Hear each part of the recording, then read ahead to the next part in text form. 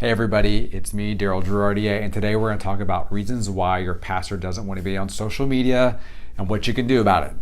Now, typically when I'm dealing with a pastor who's like, I don't want nothing to do with social media, the reality of it is it really comes down to like three different excuses.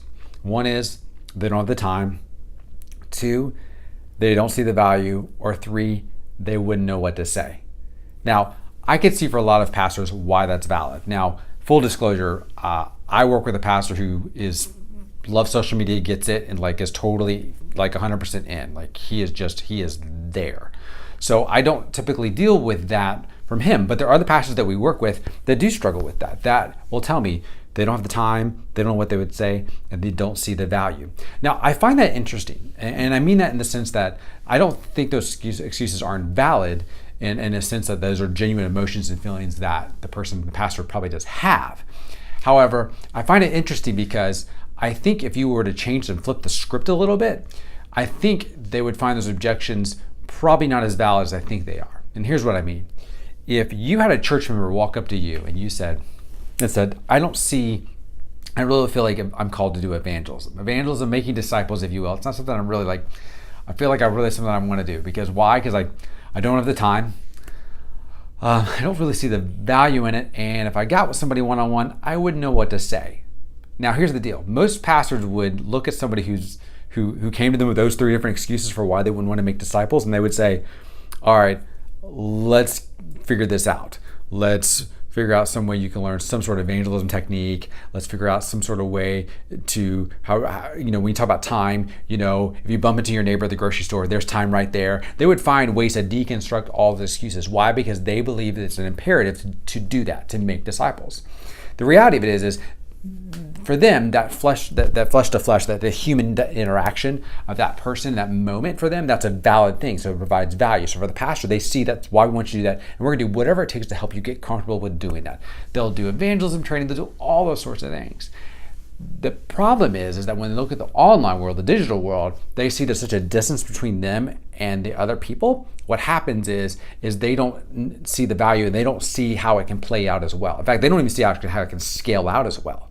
Okay, so when a pastor says to you, I don't have the time, I don't see the value, and I'm not sure what I would say, flip the script and say, well, imagine this was an evangelism conversation and I was talking to you about my neighbor and I told you that I really don't have time to talk to my neighbor. I'm not sure if I see the value in it, and I'm not sure I would know what to say. The pastor would immediately deconstruct those things real quick and say, let's figure out a way to make that happen for you, okay? The same thing's got to happen with social media. You have to help your pastor understand that, yes, social media made me feel like you don't have the time, but the reality is that you do have the time. You do have 30 seconds to 2 minutes spare in your day where you can just open up Instagram, pop out an Instagram story, and share what God's working in your heart as you prepare your sermon for the week.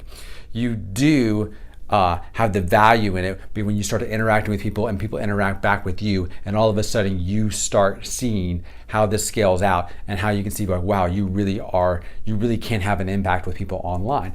And so that takes care of the time.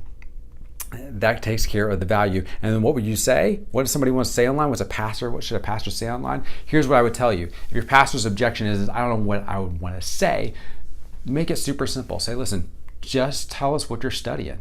Tell us what you're learning this week as you prepare your sermon, okay? Don't worry about the world around you. Worry about your congregation. What do you want to say to your congregation, okay? Imagine you're just taking your sermon, but you're just taking it down to 30 seconds. What's the big 30-second chunk, the big 30-second thing you want somebody to know that day? If you can boil it down to those three things, eliminate the time, eliminate the value argument, and eliminate what to say, you'll find your pastors will jump in, okay? Because at the end of the day, if you can do those things, your pastor will get involved, okay? We know that because we have a campus pastor for us who didn't know those three things, didn't know how those three things, and guess what? He started doing those things. So before you know it, he was Facebooking live while he was driving down the road on the way to Easter Sunday, which, by the way, I don't recommend you do, but he stuck his little phone on the dashboard and did it, and we're kind of proud of him. So anyway, great job, Matt Pearson. So there you go.